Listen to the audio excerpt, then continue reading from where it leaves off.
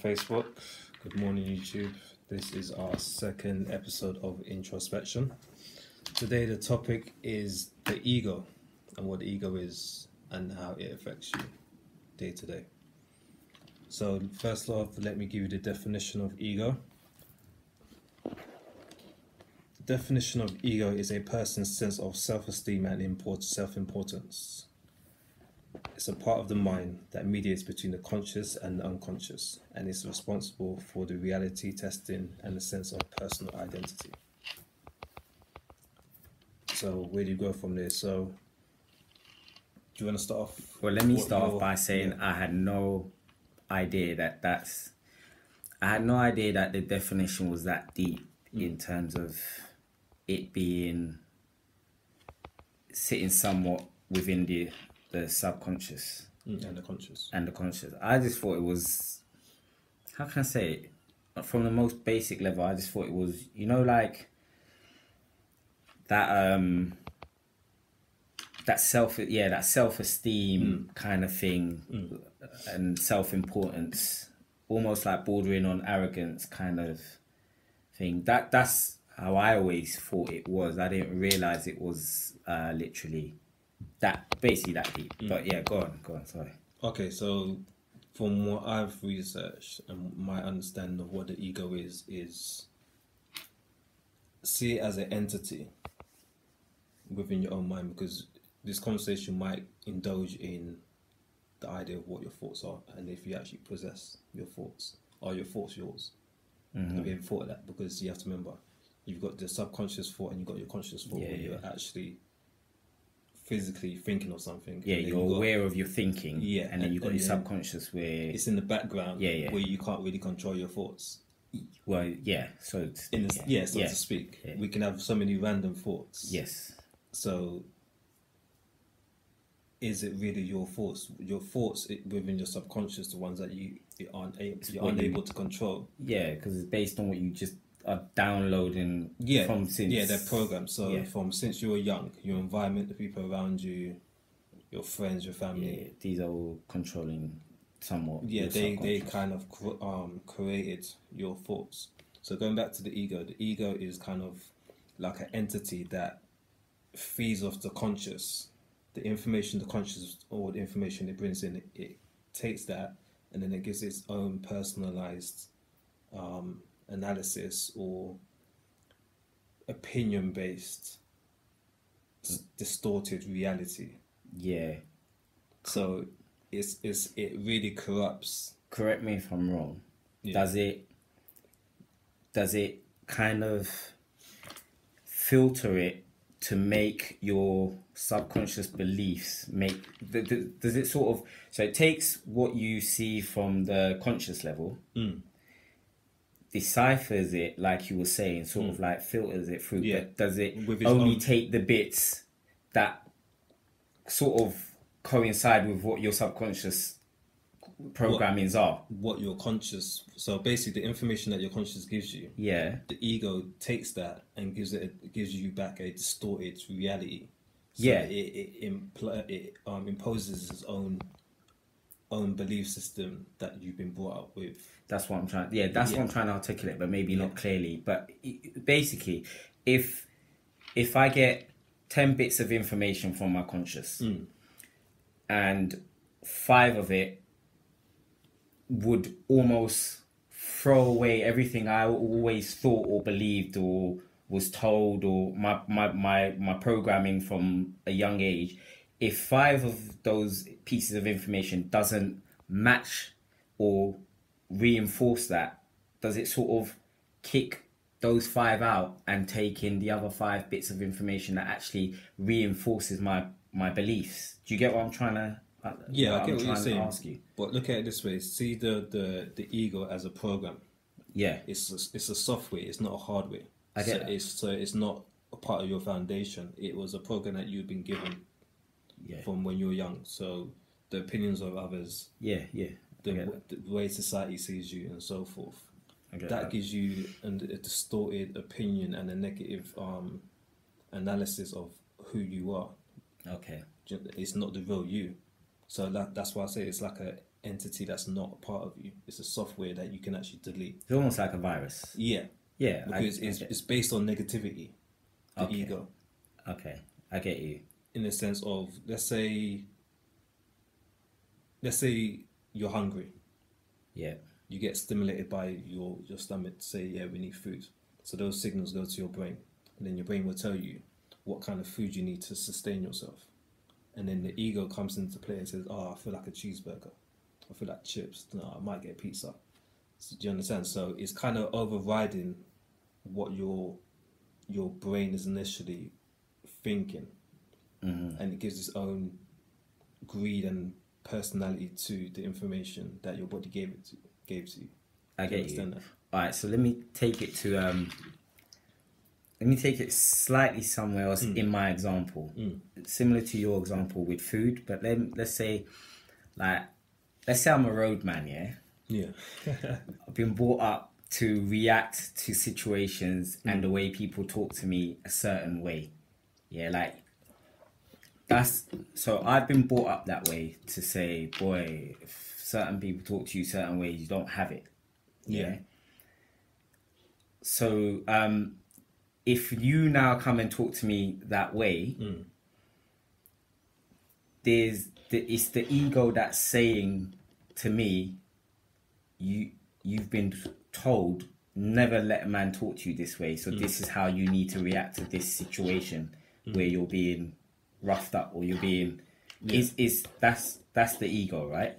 Yeah. See the ego as a defense mechanism. So what the ego is a Darwinian defense mechanism.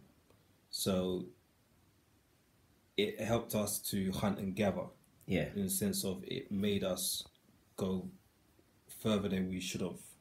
Darwin's the guy that said survival of the fittest, or whatever. That's what the ego is basically. Cool. So the ego is also part of the fight and flight mechanism, where, like you was giving an example, if someone says something to you, you're either going to fight or flight.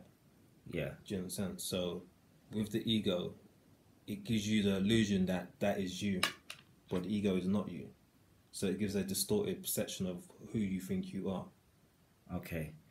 And that's all based on your subconscious programmings, or is it nothing to do? Your ego sits in your unconscious. It sits in the unconscious. So it's a program that you was downloaded through your younger years, as to how people perceived you as you were growing up. So if you were around a lot of negative people, or the way you think of who you are, basically, but that's not who you really are. So you might say, "Oh, I'm no good. I can't do this. I'm always messing up my life and so forth." That's one part of the ego, and then the other part of the ego would be over the top. Say, "I'm great." You see, that's the best. So I was just gonna say, because the first example you gave of one part of the ego, the "I'm no good" bit, for me, I would have never had that. And I think most people are the same. Would have never had that down as ego. That part of the ego, because you only ever get fed the other side of the ego, which is overconfidence, arrogance, kind of. Yeah. So it's interesting to hear that, even having self-doubt. Yeah, because the ego works on a spectrum, innit? So you got the negative, not like negative side. You got the lower self, the idea of yourself being less than you are, and then you got the other part of the spectrum. Yeah, which makes sense. Actually, so right, that's why the definition had self-esteem within it. So self-esteem can go either way. Yeah. I get you. All right, so hold on, let's go back to, so you said even down to the food you decide to eat is ego. Yeah. That's mad. Because you have choices, you have to remember, eating is just for you to survive. So when you have to start picking and choosing what you want to eat now, that's your ego. Okay. Do you understand? Because your body will tell you what you need to survive. But now your ego will come over and impart its own personal opinion of what you should eat. Because really and truly, you just need basic foods to sustain yourself. But the ego comes and says, I bought a cheeseburger, I bought a pizza. Do you understand? So all these random foods which don't really need. Yeah, it's interesting. You know what? You know what? This is taking it somewhere else a little bit, but it's mad because like in we call it third world countries, yeah, or whatever, yeah. It's like it's mad because some women will look at a man who's got a big belly or who's like fat. They'll be more attracted to that because that's like a status symbol. That's like an indication of someone who can afford to eat, if you get what I'm trying to say. So whereas a skinny man is like... Yeah, in some countries, having a lot of weight is a symbolic of wealth. Yeah. Because they got enough. So even to a degree, that is ego. That is ego. You have to on both parts. On not only the man who's whatever size he is. Yeah, because because it's come to a point where he is gluttony because he's overweight. So he's eating more than he should. Yeah. And that's where his ego is coming into it. Because I'm able to eat all this food, I'm going to eat all this food. But then even the woman who looks at him and thinks, oh, he's got money. Yeah. Even that is like another slight form of ego. Yeah. But you have to remember, if we put it down to the bones of survival of the fittest, subconsciously women normally or would go for men that are in good shape because it tells you that you're healthy and you'll be able to bear children, protect her and so forth. Going back to the Darwinian evolutionary survival of the fittest. Yeah. So just like when we look at women, we look at the Darwinian evolution theory within us will tell us that a woman with big wide hips, childbearing hips, and so forth. So when it comes to women looking at us now, the better physique we have, the more fit we look and the more healthy we look. That would be the foundation, your base roots. As time's gone on, it's ego. Will give you a distorted reality of what you should be looking for. Do you understand? I get you. So it's contrary to what you should be doing and looking for to survive. Yeah. That's why I said the ego gives you a distorted a personalized self-analysis of the information it gets from your conscious. So that's why I say it's almost a separate entity from yourself. It's not part of you. I get you. Like you know the initial question I was asking is because regarding does it filter out certain bits and then keep certain bits? The reason why I asked that is because I'm under this belief that we only want to take in what reinforces our programs. Yeah. So that's why I was asking that. Does the ego also know this? And I know what you're saying. It's almost like an alien type life form within you. Yeah. It's not part of you. No, but it's a program. But does it, knowing this, does it also like keep feeding does it keep feeding the subconscious, the bad elements of your subconscious?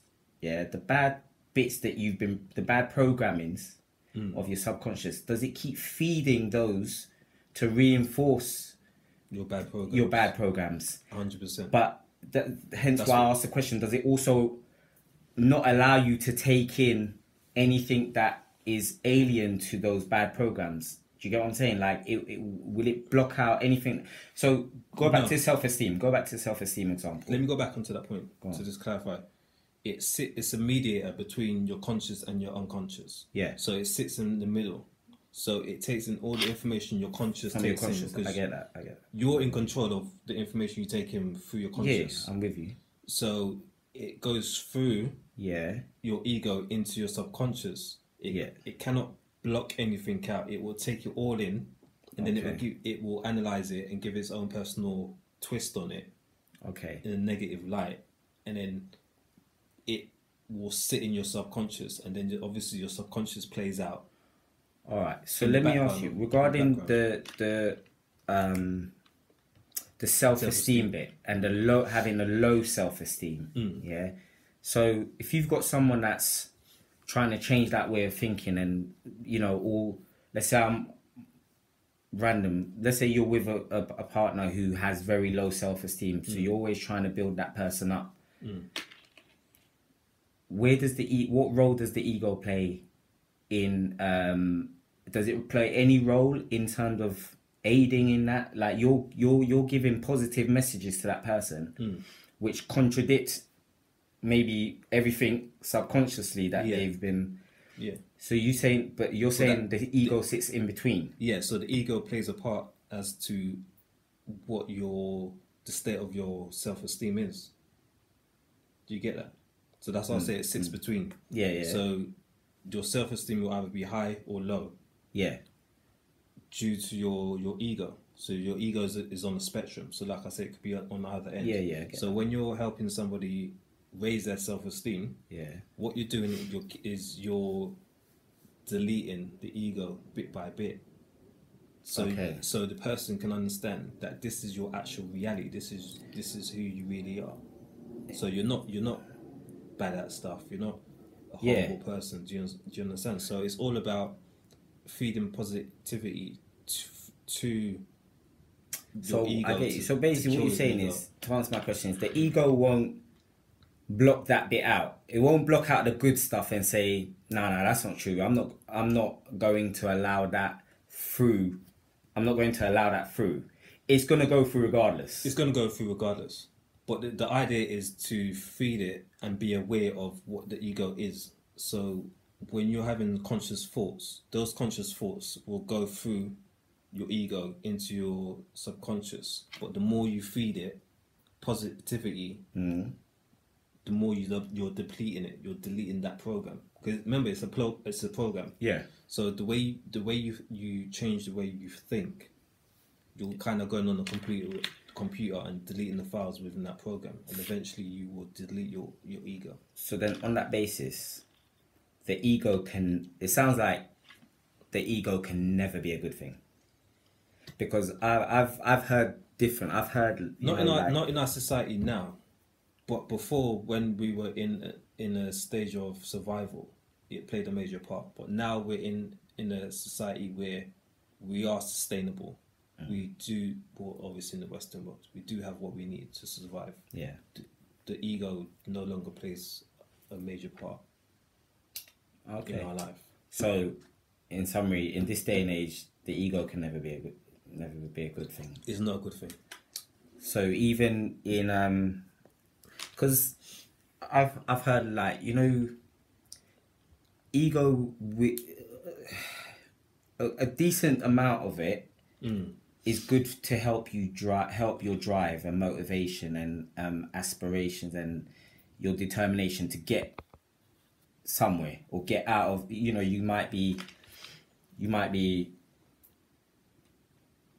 lower class and be sick and tired of being lower class or being looked down on or whatever it may be. That feeling of dissatisfaction can somewhat be ego talk or your ego coming out and spur you into action, spur you to take action to make changes in your life, which ultimately improve your circumstances and your situation. So are you saying that motivation, inspiration is a part of the ego? Potentially. Could it not be seen that way? Yeah, it can play a part. And But majority of the ego is the negative programs, because it's not giving you the actuality of reality. It's giving you a distorted perception of it. It gives you the illusion that your ego is you.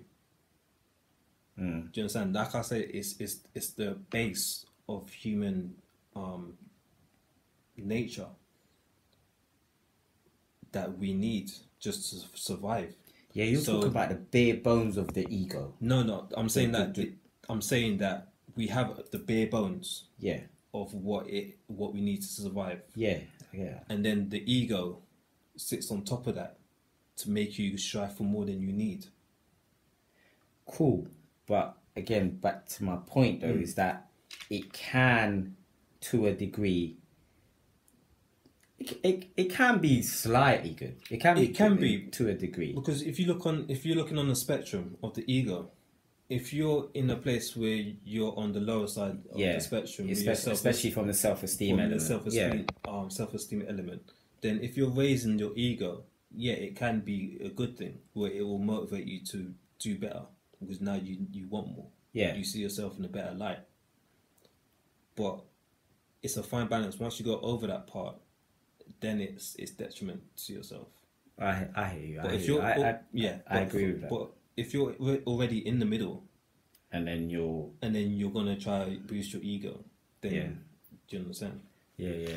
It's mad that you said about the food element because I also watched something which also spoke about the same thing. Literally, food, and this is like you're right. We're in a day and age where people don't realize that food is really historically whatever is just a means of survival. You just need to eat.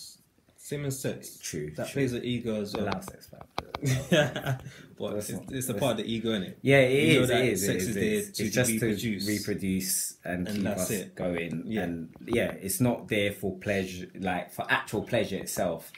And food is not there for like full on pleasure either. Food is just there to sustain you and keep you alive. But I would have never had it down to ego being the reason why people overeat or eat different, or do you know what I mean, or eat outside of all you need to eat to survive. Why wouldn't you think that? What do you think it was? Do you know what? I actually don't.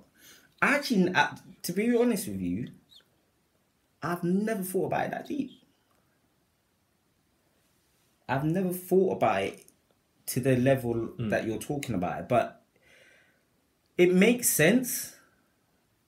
I just don't. Well, I'm not saying I don't know if it's ego, but it does make sense. But I just never would have thought it's actual ego. What would I say? What would I have said it is? So do you not think like as you do better, as you have more, you should take advantage of the surplus that you gain or the additional choices that you acquire through time? Because if you're saying food is just there for survival, I get that. That's fact. You can't argue against that. Yeah.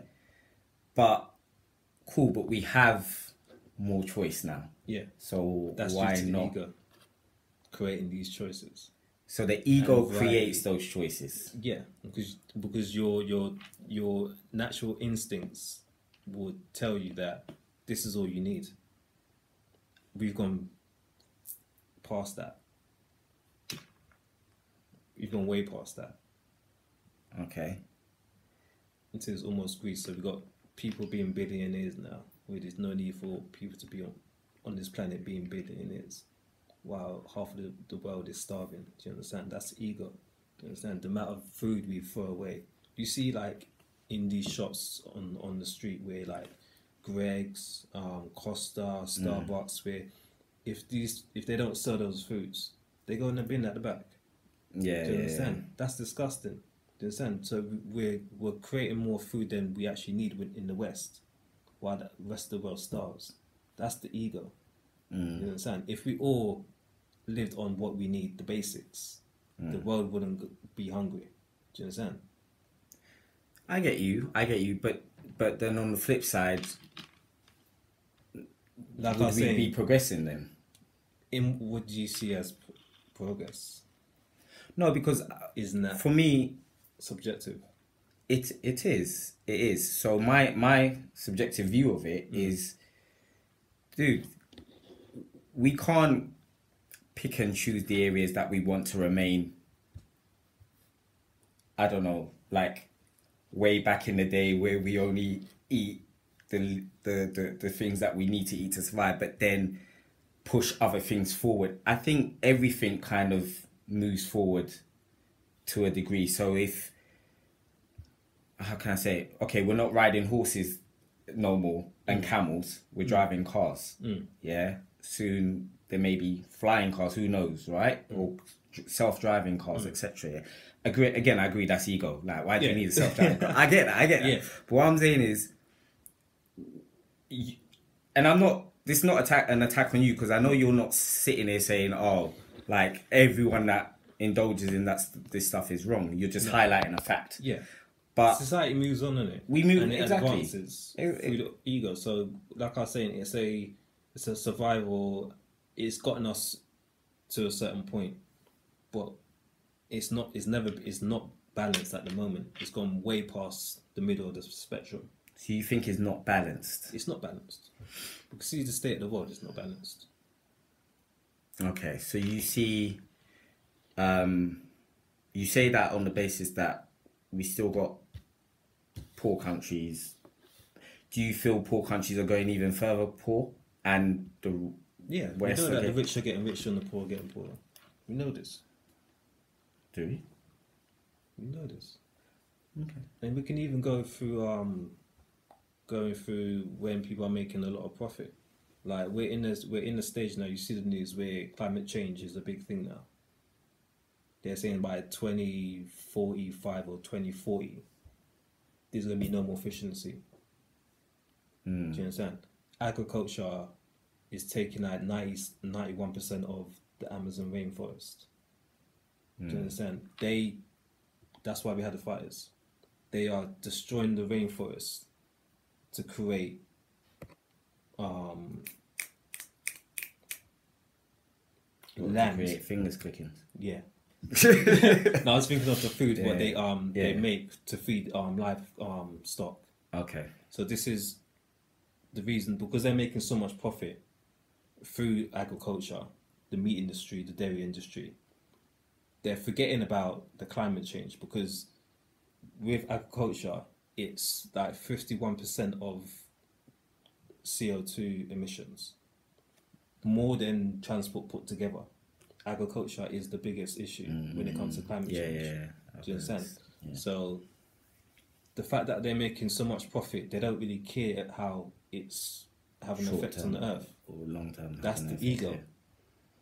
Yeah. That's gone past the survival mechanism within us. Do you understand? So that would be another debate: veganism and how you can actually. Yeah, I had a feeling. Yeah, this whole no, it flows though. I get what you say. It kind of flows because off of the ego. Yeah, we can then sit down and say, do you know what? Why are you eating meat? What should we really be? Let's take it back to the bare beginning. Like, what was it? Yeah, what was we eating? When did meat become exactly something that? So you think even eating meat is ego? It is, because it's about pleasure. People are like, oh, I can't give up meat because I like it too much. Like that's a pleasure. Like you're negating the fact that it's unhealthy for you.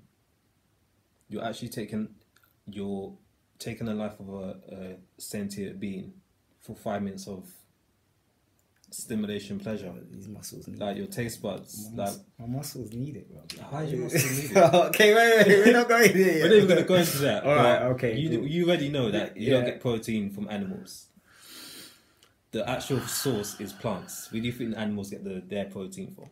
It's from the plants. So why not get the first hand instead of taking second, third hand? Because the ego, innit? Because your ego. My ego. Exactly. Because your ego. But yeah. Alright, so no, but are you wrong? Can I say you're wrong in this state in when I asked you, can the ego ever be a good thing though? Can I say it was a good thing, but we're in a world where it doesn't play a part no longer. No, but we just established that it can do for the low self-esteem individual. On an individual basis, but on an international scale, no. Well, yeah, I know, but okay, cool. But I you see, when we have these debates, I try and think about the one individual who is maybe needs a bit more of that drive or that you know, that color. What I'm saying is that it plays a part. If we're talking on an individual level now, it plays a part to a certain point. Yeah, I agree. And then from there, you no longer need it. Yeah. So whether it be on a global scale or on an individual basis, it plays a part until and it can be potentially dangerous, even up to that point, because it's like, when do you rein it back in? Or if things you've done which are ego based, as you like, if we're entertaining, stated, yeah, if things we do that are ego based get you to a certain point, you're not likely to then stop. Do you get what I'm saying? Ego is going to make you carry on. Do you get what I'm saying? No, but the idea is, if you're going on that path of acknowledging that your ego is kind of detriment to you, you go on a path where you're feeding it positivity, you're deleting it, like I said before. So your ego is playing less of a part in your life, and more of your instincts are taking over. Then you're not sure about what? I feel as though you just start feeding another part of your ego, or because remember low self-esteem here, right? You said there's a whole spectrum. Yeah, low self-esteem here, arrogance or whatever. What's the top end of it over here? It's all ego. Yeah.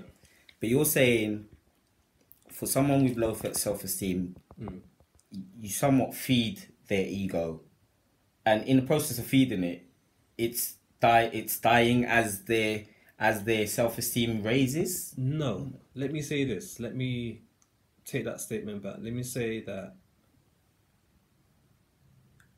because the definition says that it's a mediator between the conscious and the unconscious, and it gives you a distorted perception of what reality is.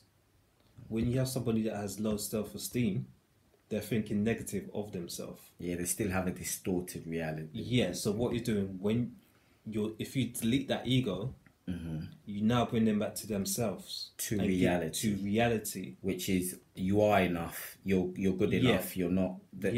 I get that, but how do you do that without feeding the ego? No, the ego is the issue.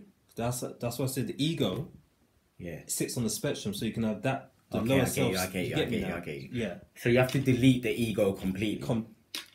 I don't think you'd be able to delete it completely, but you can reduce it down to its bare minimum. Because you're always going to have those kind of thoughts where you're like... That's a hard task. Let me do something that I want to do to stimulate myself.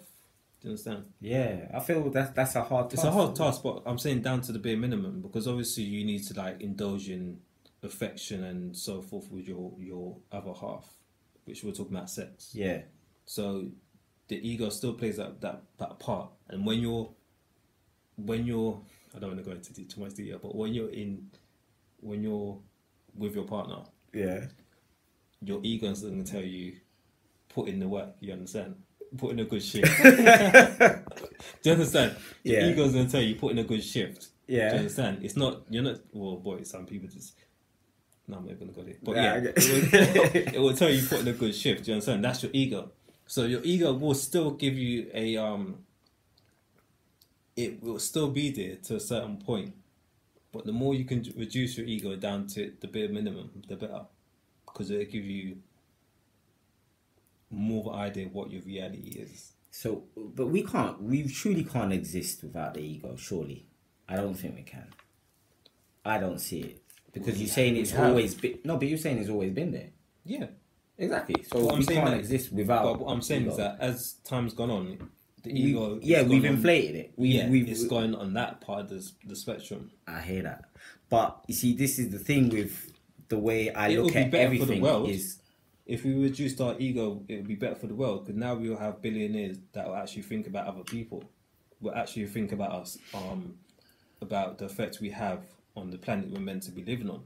So now we're going to start thinking, having conscious decisions like, I'm not going to bring that up again, but eating meat is detriment to the planet. So we're going to delete our ego, and we're going to realize that we don't need to eat this because it's having effects on Amazon, which is the lungs of the planet. Do you understand? It's like only a small percentage of the rainforest of the Amazon left now. So at what point are we going to now think about destroying our ego to save ourselves? Like, our ego is killing us. Okay. Should we close out? Yeah, cool. Okay, thank you guys for watching. Oh, we had a comment actually from Kai. Let me go all the way back up. Yeah, Kaisha says, an ego is not based on balance. It's based on the need to want more.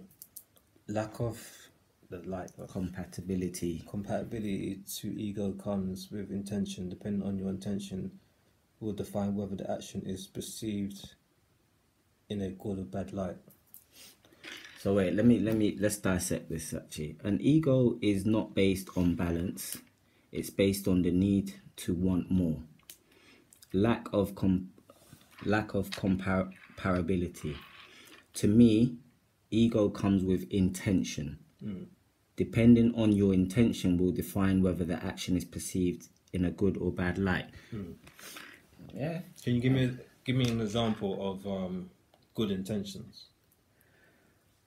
Okay, so let's talk about the money thing.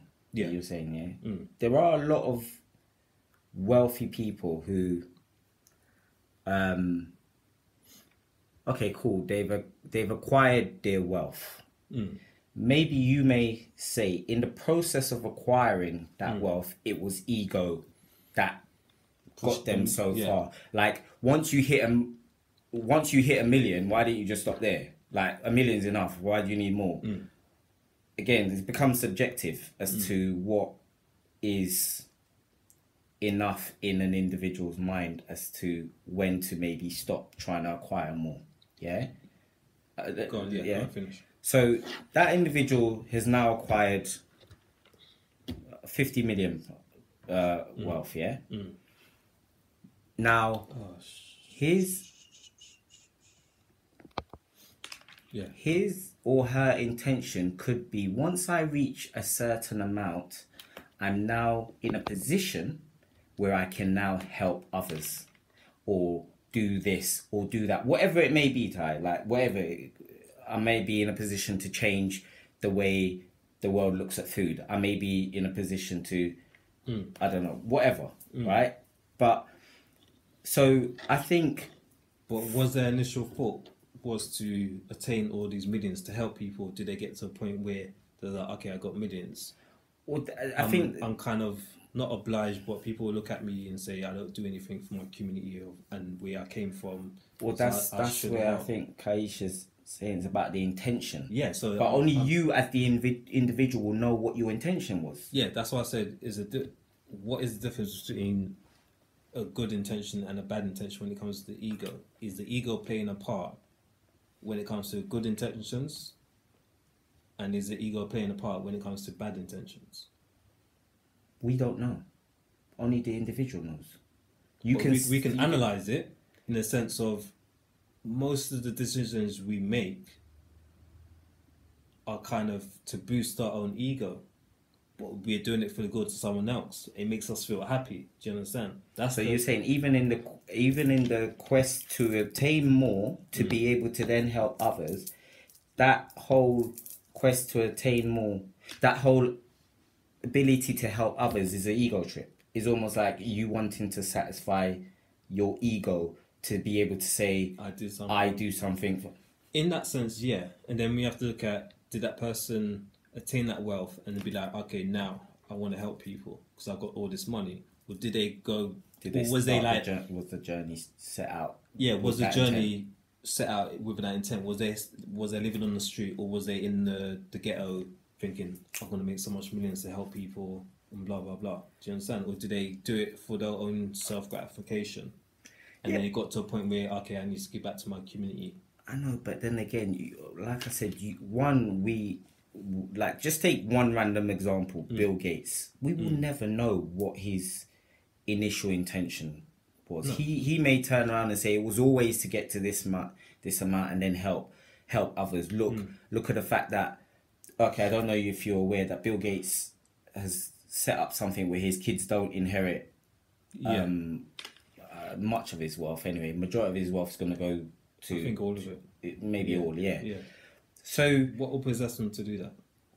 Okay, no, let's backtrack for a second, because someone watching Bill Gates in his acquisitions to that point will say it's ego driving him, he's being like they will look at him and judge him and say he's got no good intent, like he potentially has no good intent, but then he's now said this is what I'm going to do when I pass on. You then have other people coming out and saying, well, yeah, but is he just saying that now because he's got to that amount? That might have always been his intention, and the ego may to gain billions to help others. Yeah. Well, to gain billions, to be in a position to then help others from at a higher up level. There's levels in it to... What do you mean by up level? Look, what has he done apart from give us the technology? No, I'm not talking about what he's specifically done. But what I'm trying to say is this, yeah. All right, cool. Take me for example. I have a vision, yeah. My plan is to acquire a certain amount that I can help better people that are closest to me. Yeah. Now, you don't know what that figure is. I might get to 1 million, and you may say, "Well, that's enough. Like, why don't you stop there? Like, why?" I may have the figure of 5 million. Yeah. Whatever. But along the journey, you're judging me. You're saying, wow, man could have stopped at 1 mil. Like, what's wrong with him? Like, it's ego driving him to acquire more. But I may know why I need that 5 million because I may have this plan that I'm going to set up this. Do you get what I'm saying? So the point I'm making is we don't know. Yeah, but your ego still played a part. I'm not saying that your ego is out of control. But it played a part. Correct. Which is, but the point of the matter is... you're still attaining more than you need. Because as long as your family's clothed and eating, you don't need to make those. Okay, so you're saying to you, as long as you acquire enough to help only your immediate, that's enough. So if everyone only obtains enough to help them and their immediate, that should be enough. No, I'm not saying that. Exactly. So then my point is, okay, cool. You said your immediate family. No, but the immediate people around you. That's what you said. Yeah, but you don't know how many people I have to look after or I make. Like I'm not talking real. I'm just saying, just in extreme as an example. Yeah. So the point I'm trying to make is that you have to put the devil's in the detail, and then we have to go into how many people do you have around you that you want to help, and how much money do you actually really need to help those people. But that's not your. But my point is that that's not your. It's not my prerogative. But I'm saying is that if we're analysing it, the ego plays a part in that. Okay, so if we're analysing it, let's again take my desire for 5 million. This ain't my desire, by the way. Like, I would never disclose it, but I'm just using that as an example. Yeah, I may say I need this much for each person around me. You're gonna sit there and say, well, why do you need that much for? It's ego that's saying you need that much for that person. How much is the cost of living over how many years? Over what? If it's more than they actually need to survive, and they're living life in luxury, and you're not just giving them money to have a simple life, then that's ego. I'm not saying that your ego is way on the other part of the spectrum. I'm just saying that a little bit of your ego plays a part. One thing I'm not disputing from you is it is ego. I'm not disputing that. That's my own point. That's my only point. Okay, but my point is regarding the comment, which is the intention has to be looked at as well. Yeah, because some people, like you said, want to... many connotations. A lot of it is based on how people perceive you. Selfish intent, arrogance, low self-esteem. The list goes on. So, yeah.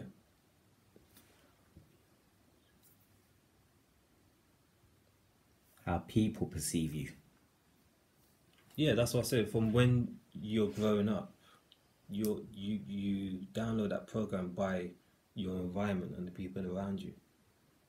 They give you the distorted idea of what your reality is and who you are. That's cool, but there's another. There can be another that could be taken another way in the sense of someone looking at what you're doing and saying it's because of your ego, or you, like, how can I say it? Again, like exactly like what we're talking about with Bill Gates. We could be judging him based on it's our perception of what he's doing, which is what's making us say it's his ego, or maybe he's acquired too much more than he needs. Do you get what I'm saying? That's our perception. Yeah. But that doesn't make it the fact or reality. But we don't know his intentions, but I'm saying that your intentions still come from, it's still your ego. That's my only point, that it's still your ego. Okay, but if you look at his life want now, to help people. Yeah. If someone sets out with an intent to acquire enough to be able to help people, that's okay, cool, I get you, that's ego. But you're not saying that's a bad thing. You're just saying that's ego. I'm saying what it is. It is what it is, and it is ego. Let's look at the point where he did it. If he wanted to really help people, he wouldn't take a wage himself, because he knows that he's doing it for good intentions. He will make sure that he's got what he needs and what his family needs. For you to be the richest person on the planet, and the planet is still in the position it is in, your ego played a major part in that. But he's still doing. Is he not still doing things to help the planet though? What has he done? The planet is almost gonna be over the next how many centuries? I hear that, but he's one man. But he's got unlimited resources to him. But there are other people around him who have equal amounts, if not more. Who? No, he's the richest. No, Bill Gates ain't no more. He's one. Not anymore. No, he's one. He's one. Yeah, he's like in the top 5. Do you understand? Yeah. So, but there's 4 others. Yeah, but who wealth combined. Yeah, but we're talking specifically about Bill Gates here. He isn't doing anything to address climate change on a mass scale, nor is any of the top 4 people. So that's all ego. So ultimately, you're saying, if we're looking at it from an individual level, his drive to get him where he is now is not to do with helping people. Then I would have to put my own personal opinion on, like I've been doing on his life, which was for him to change the world in the way he wanted to change the world, which was with technology. But he's not helping the sick and the poor. So, for example, how you are perceived can change your intention, which can fuel the ego behind the action. Well, you didn't read the bottom part. For example, how you are... That's what I read. That's what I just said. Yeah. For example, how you are perceived can change your intention, which can fuel the ego behind the action. Yeah. That's what I was saying, basically. Okay, so you're basically, when we have this program called the ego, we kind of live our life through the ego, of a distorted idea of who we are, based on what people thought and think about us. But yeah, this conversation got on and on. Should we close out? Yeah, cool. Thanks everyone for their input, for watching. This was our 2nd episode. I don't think we're gonna tell you guys what our 3rd one will be at the moment. I think we need to discuss that. Yeah, it was hard organising this 2nd episode. Someone's ego is just way too busy to. We've got a life in it. We have to live our life. Yeah, it's ego, bruv. Of course it's ego. Well, it's ego, isn't it? No, you don't know what I had to do. I had to survive, you know. Anyway, guys, yeah, we got our YouTube channel, the Introspective podcast. Subscribe to that. This video will be going up on YouTube. We'll be posting the link for it on Ty's Facebook page for all the people that tuned in via Facebook Live. and it will be going on my Facebook page as well. So when that goes up, like, subscribe to the channel, please. We would greatly appreciate that. And if there's any other topics you guys want us to talk about, then let us know, innit, and we'll try and cover it. Yeah. But anyway, guys, from me, thanks, peace, love, out. Peace.